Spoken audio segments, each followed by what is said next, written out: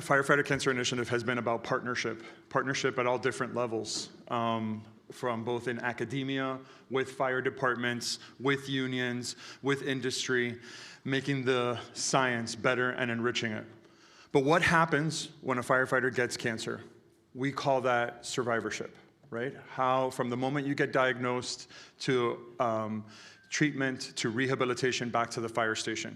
It's important to hear the voice of those that have been diagnosed with cancer so that we can improve the process in our efforts to reduce cancer.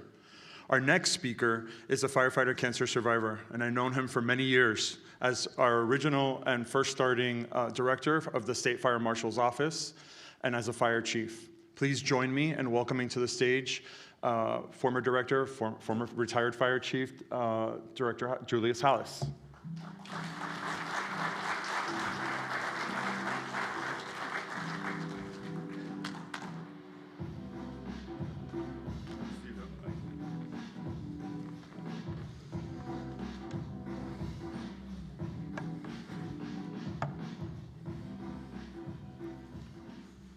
Good morning. How's everybody feeling today? Well, there were a lot of hands went up. Let's hear it again for Director Rice. What a great message to start us off. Joanne. I'm so proud of Joanne.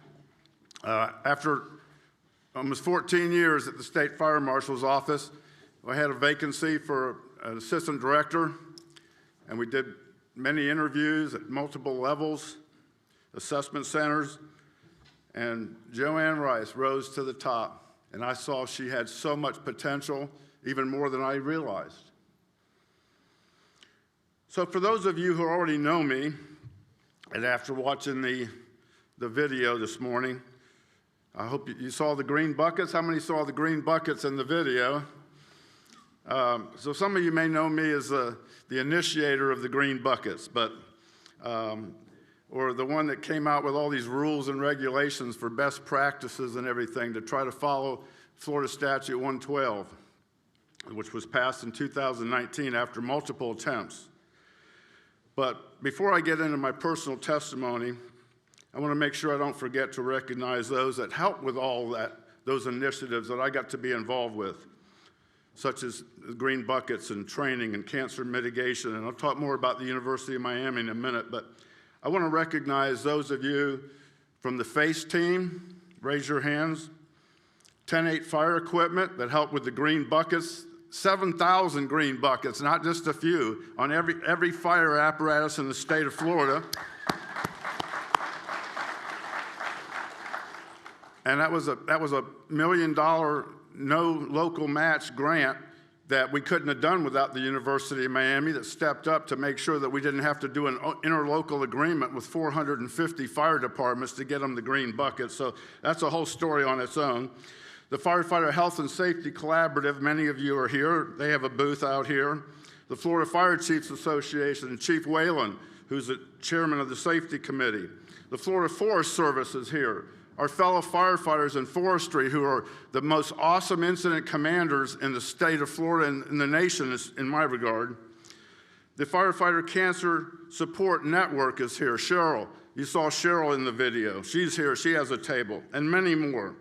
And I also want to recognize, among many out in the audience, John Schmidt and Ryan Conley, raise your hands. Those are my speaking cohorts. We go around the state and speak on firefighter cancer.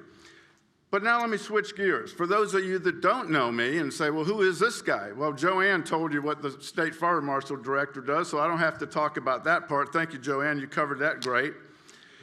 But, and this might come as news to some of the, to Dr. Kobitz and Caban Martinez and Dr. Solly, but I was born in the 50s. And when I grew up, it was in the 60s. So even though I was an all A and B student, I really was an honor roll student. That's the honest truth. But I got around the wrong crowd, like some of us did in the 60s and 70s. And lo and behold, after getting on the honor roll and everything, in 11th grade, I get this idea, well, I'm doing pretty good at school. I'm working part-time as a cook in a restaurant. They want me to move up and learn how to be the kitchen manager. So I get this great, profound idea that I'm going to go ahead and just drop out of high school and become a full-time cook, and then later on I got promoted to kitchen manager, and that's the honest truth. So I dropped out, and I was pretty good at the restaurant business, and I was making pretty good money because I also got a bonus system back then, and so I was making about twice what most jobs were paying on the average back then, including firefighter, which I really didn't know anything about at the time. And you have to excuse me, I had to bring my water up here because I can't get through a half hour speaking, and I'll tell you why in a minute. So, I don't know if any of you were born in 1973, but we had a recession, and it was a pretty bad recession. Couldn't find toilet paper, there were gas lines. Does that sound familiar to anybody? How many here were around for the 1973 recession? Okay, there is some hands. All right, good. Well, good. I'm not on my own. But those of you, how many were here for the recession and toilet paper and gas lines during COVID-19?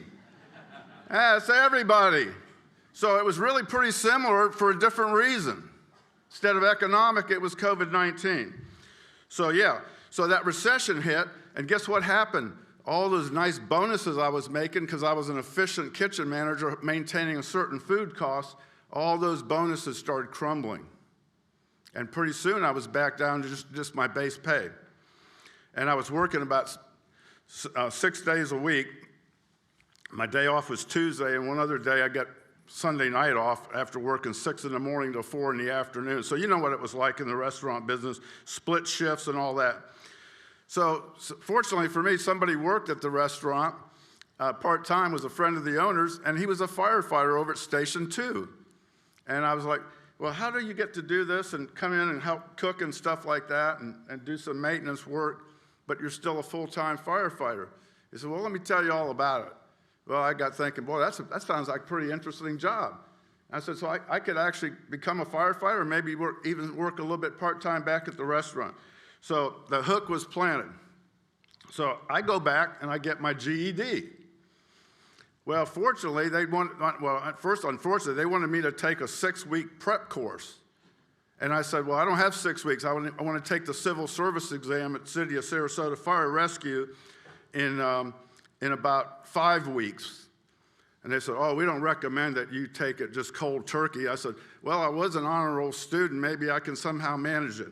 So they gave me a chance, and I did it, and I passed the damn thing on the first attempt. So anyway, so that was the good news. So I hadn't completely lost my mind as a teenager, but there I was. So then I move on, and I never forget, after taking the civil service exam and passing that, and then I had to take the physical agility, and I was in pretty good shape. And then I had to take a polygraph.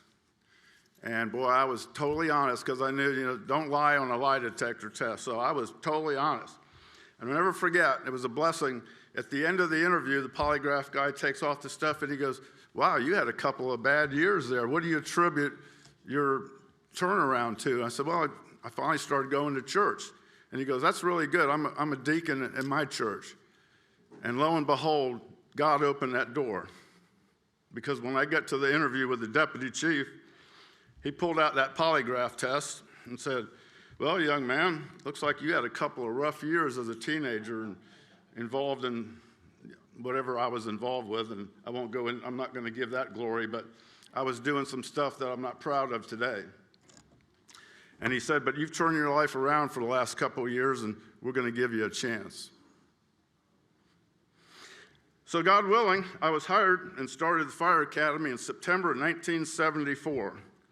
Well, it was one of the finest academies in the state of Florida, it really was. Sarasota was well known even nationwide. Some of our chief officers spoke around the country.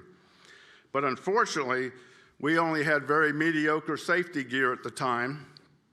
And we also had only what we call demand breathing apparatus. Let me make sure I check my time so I don't get too far off key here. So, with the demand breathing apparatus, it wasn't where it was exceeding atmospheric pressure. So you had to pull, just like in a scuba mask, you got to pull and get the air in. But unfortunately, if you had any leaks in your mask, which, we didn't have mask fitting and all that stuff like we do today. And so anyway, after every fire, you had soot in your nose and everything. You could still tell that you were definitely in smoke and everything, even though you were getting some fresh air. So unfortunately, I had to be in that type of environment for a few years before the positive pressure came out, where instead of just an atmospheric pressure, it was set about half a PSI above. So if you had a leak, you actually just lost some air. Now that was good because it gave you fresher air, but the downside was if you had too bad of a leak, your bottle's not gonna last 30 minutes like it's supposed to do. It might only last 5 or 10 minutes. So a little bit dangerous on that side. So anyway, there's challenges on both sides.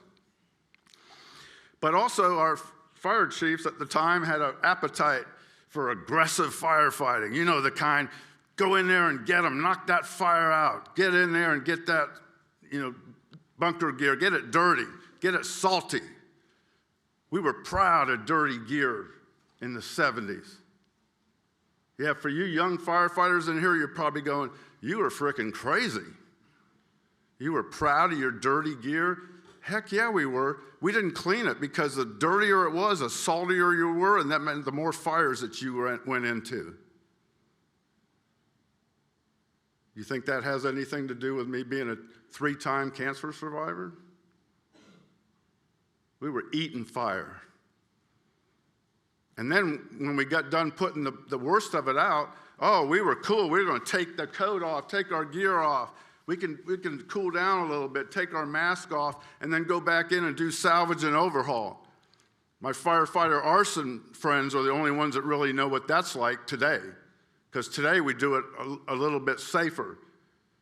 We maintain our breathing apparatus during salvage and overhaul or automobile fires and things of that nature. We didn't go back in there and go, oh, it's just light smoke showing, so I can go in there and start cleaning up and everything and help the people get back in their home. Excuse me. So, we finally started to make progress slowly. And in the meantime, I was teaching a lot and getting really involved in the fire department, became a paramedic, and I was really enjoying it and everything. And in 1983, as a new lieutenant, I made lieutenant, and I was teaching so much, they made me a training officer and over training and safety, or not, I wasn't the chief over it yet, but I was very involved and assigned some of those duties. Well, I got to start going to staff meetings, and all these veteran battalion chiefs and deputy chiefs and assistant chiefs and the fire chief, and I'm in there, and I get to, as they do the round table, I get to give the training and safety report. And so I start bringing up issues like, well, thank you, Chief, for recognizing me. Maybe we should stop riding on the tailboard, because when we buy the fire truck from 10-8 Fire Equipment, it says on the back, do not ride on this tailboard. And what did our maintenance guys do? They took the screwdriver out and took that plaque off, and we rode on the tailboard. Now, that doesn't have a lot to do with firefighter cancer, but it's surely not a very safe place to be, especially in a rainstorm, doing 50 miles an hour, responding to something happening at the airport, an emergency at the airport or whatever, which was about a 4-mile response.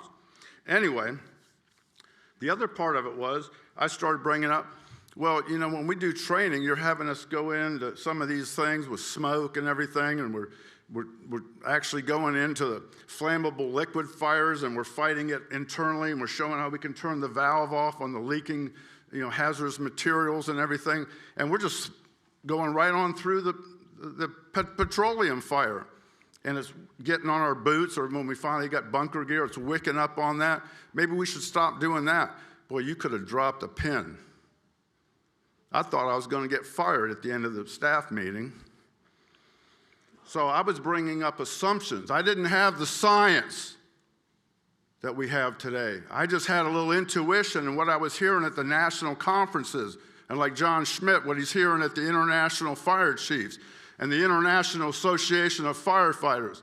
As a lifetime member of Local 2546, the firefighters were starting to wonder, is this safe, what we're doing here?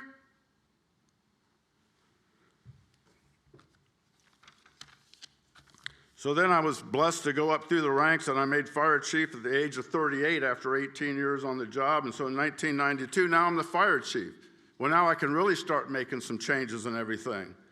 So we started turning that big ship around, which if you've ever been on a big cruise ship, when it's trying to turn around in the port, it takes a little bit of time. Then, after being fire chief from 92 to 2009 at Sarasota and Longboat Key, I was honored to be interviewed to go up to the state fire marshal's office. There was a vacancy for the director. And I had already almost earned 2 pensions already, so I thought, well, this might be my time to go. I'd been thinking about it and been asked to interview before, but it was never the right time. So I go up and I interview, and lo and behold, after 3 rounds of interviews and top 10 candidates from around the state, some of them didn't want to move to Tallahassee, and Joanne and I, we know why that is, but that's a whole nother talk right there. But anyway, so I never left. I kept my homestead there in Sarasota, but I went ahead and went up to Tallahassee, and we have to rent an apartment so we can have a footprint up in Tallahassee. So anyway, that's another thing. When you work for the governor and the CFO, that's just the way it is. And so I got to work for then the Honorable Alex Sink, who was still state fire marshal, 2009-2010, who had been the former president of Bank of America, state of Florida. And then after she decided to run for governor, then Jeff Atwater, who was a former Senate president, Jeff Atwater from Palm Beach County, he ran and was easily elected and was the CFO, and he had also worked for Alex Sink in Bank of America, ironically, years ago. So they had a good relationship, and so he decided to keep me on. So I went from a Democrat to a Republican, and I didn't get terminated, so that was cool. So back in those days, you know, that could still happen. I don't know about today, but anyway, we'll get back to the talk. So that was from 2010 to 2017. And one thing cool about Jeff Atwater, being a bank president, he let us run the state fire marshal's office. He goes, "Hey, I'm the elected state fire marshal, but you're the real state fire marshal, fire chief kind of guy. So you run that, and I'll take care of the treasury and the banking and insurance and all these other things." So it was a great working relationship for the 7 years that he was here before he went back to be a vice chair of finance for Florida FUI. And so that was a really good thing. And he used to say, if you get short resources in one area, then you transfer them to the other area. Just like in the banking industry, if we're short in the mortgage loan department or residential loan, we'll move people around. So anyway, it was really good to work for, and he was very focused on data. So we started learning about that. Well, the other good thing was, later on, I got to work for Jimmy Petronas, and that was a wonderful thing. I got to even swear him into office with his 2 sons standing there watching me give him his badge and everything, and that was just a tremendous honor. But anyway, so lo and behold, coming to my testimony, in 2014, now exactly 40 years in the fire service, I go take my life scan that I had helped bring into the state fire marshal's office, which saved some of our arson investigators. We had 120 sworn detectives that needed to have a good life scan with heavy metal tests and all the other different things, and chest x-rays, etc. And I went for my life scan, which I had, had in the past as a fire chief, and I get a call. I was actually on vacation, sipping a pina colada, and I get a call just a few days after my life scan, and they said, "Oh, hi, Julius." So I said, "Hi." They said, "Are you okay?" I said, "Excuse me?" "Yeah, are you okay?" And I go, "Yeah, I'm okay. I'm on vacation sipping a pina colada in Fort Myers Beach." And they said, "Well, we have some bad news for you. Your blood work doesn't look right." I said, "Really? I feel fine." "Well, maybe it was a bad test. Why don't you go take it again?" So I go to another lab, get it done again. A few days later, I get a call. "Julius, are you okay?" And they kept repeating that. And so I said, "Well, no, maybe I better go to a specialist." So I went to a hematologist, Dr. Chu, at Florida Cancer Specialist in Sarasota, who helped save my life. And I had a rare type of leukemia. And not too long after that, actually, we had our first meeting here, and Dr. Neimer, I don't know if Dr. Neimer's in the room right now, but Dr. Kobitz will share this with him. I gave that much of a testimony and a little bit about my symptoms, and he caught me in the hallway later. He said, wow, did you have hairy cell leukemia? I said, yeah, yes, I did. Because there's like about 12 different kinds of leukemia. But that's how sharp Dr. Neimer is that helped oversee a lot of this, what's going on right here. So you'll hear from him later, tomorrow. So when I went to my hematologist, he took a bone marrow biopsy while I was conscious, throwing about a 10-gauge needle in your posterior of your hip. And I still have pain in that spot today because he took another one after my treatment to make sure I was better and everything. So I got 2 bone marrow biopsies out of that, and I don't recommend it. It feels like a baseball bat going into your back. But what happened was my white count was way down. And he said, well, good thing you don't have symptoms yet. We caught it early. The engine is running, but the oil is low. I said, the oil is low? He said, yeah, you're missing something. And so he put me on a massive 7-day chemo drip with a hip pack where I had 24/7 chemo going into my body. After about day 3, you can barely move anymore, and you still got 4 more days to go. So when I got through with that, my white count, instead of being well over 4 like we're normal, and I was diagnosed it was 2.1, now it was 0.1. 0.1 after the 7-day drip, because they had to knock out all my bad cells to let my body grow back some good cells. So needless to say, I almost died.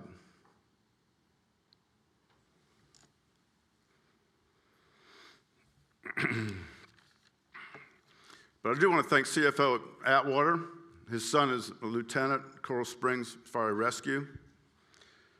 CFO Atwater called me after my treatment, and he said, listen, I hear you're at home there in bed on your iPad. He goes, you put that down, and you get your 2-3 months of treatment and everything and get back on your feet, because he said, I'm a lot more interested in the next few years than I am the next few months. What a great boss to have. At that level, he could have easily just said to me, hey, you're appointed. We got to have somebody healthy as the director of the State Fire Marshal's office, so it's time to move on. But he didn't do that. So a year later came around, and I got called into a meeting. Doug Waltler and some of the leaders from the Jim Tolley and others from the Florida Professional Firefighters called a meeting with Jeff Atwater and asked me to attend it because they knew I was a cancer survivor and a member of Local 2546. And they came in and showed a video, the first video launched by the University of Miami and Palm Beach County and the FACE team. And I got to sit there when I saw Jeff Atwater's face, just realize, oh my goodness, there is a big problem here. And that was the birth of his support for what later on was going to become a major grant initiative. And so we were listening. We were listening. And Broward County and Miami-Dade and Keith Tyson had come here to the university like 12 years ago and said, we have a problem, and presented all this data of retirees that were dying and active firefighters that were getting cancer, and did such a good job on the data presentation that the leaders at that time said, are you a PhD? He goes, no, I don't even have an associate degree or whatever at the time and stuff, really. I mean, he was just a firefighter helping firefighters. And so, thanks to Erin Kobitz, who I met way back when then, she had a good working relationship with Representative Nunes.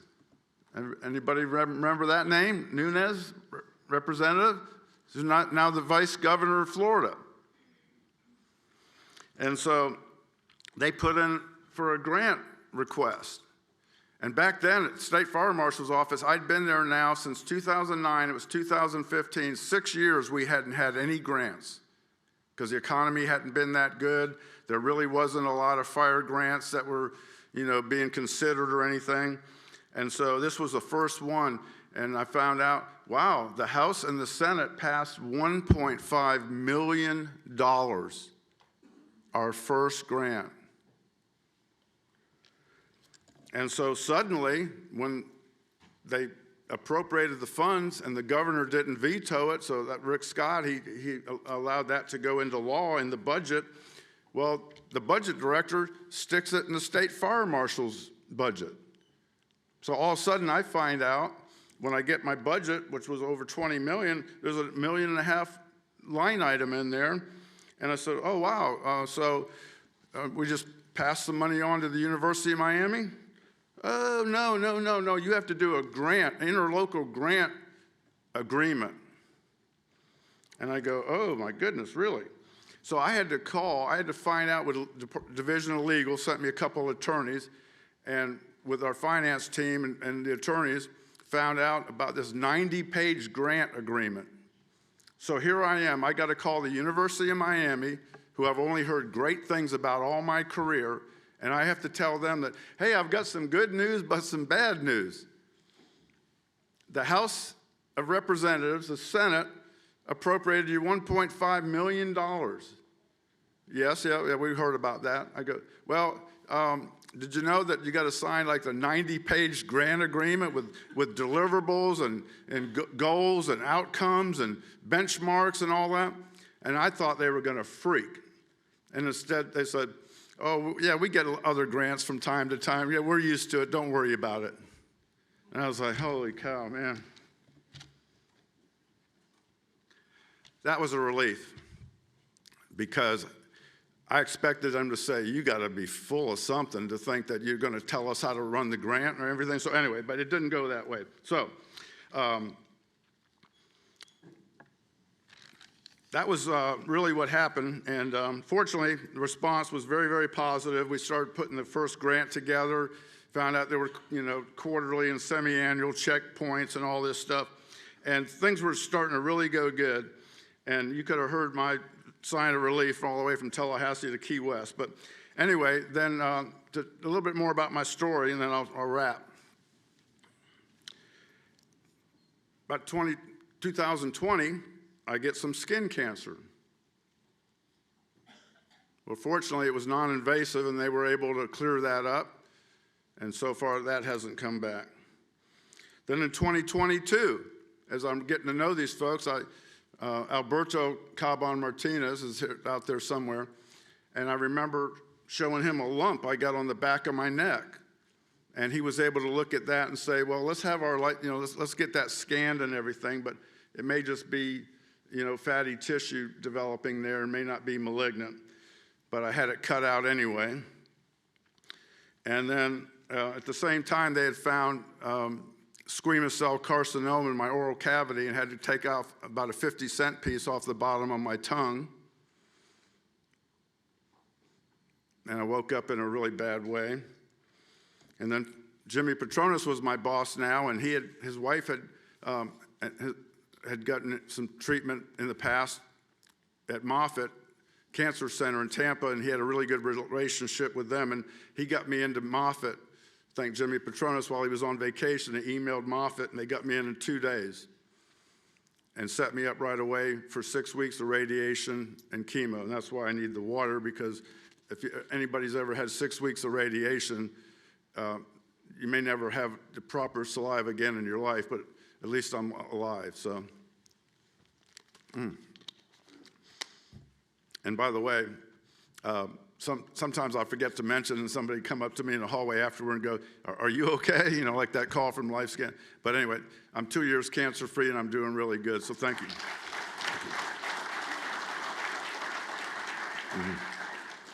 And I don't know if Keith Tyson is here, I'd like him to stand.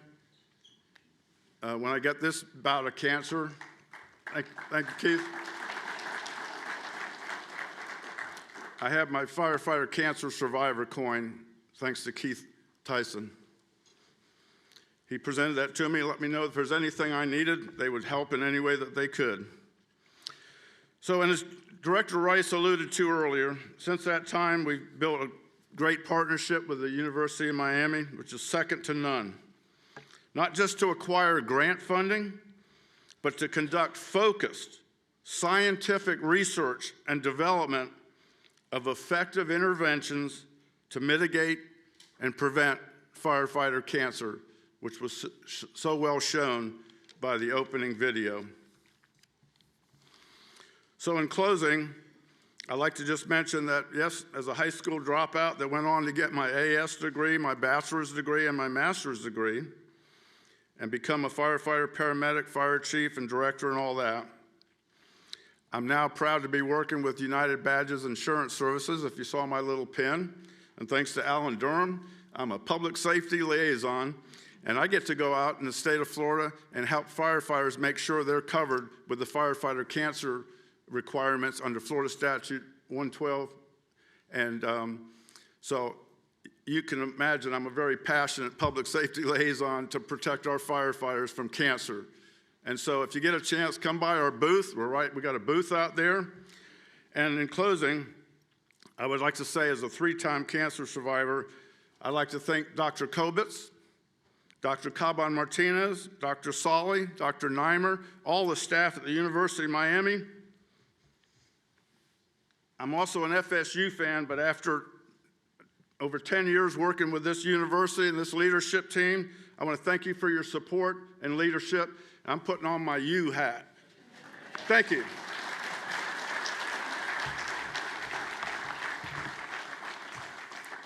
And in closing, firefighters in this room, make sure you don't forget. Get in, get out, get clean, shower within the hour, and save each other's lives. God bless you.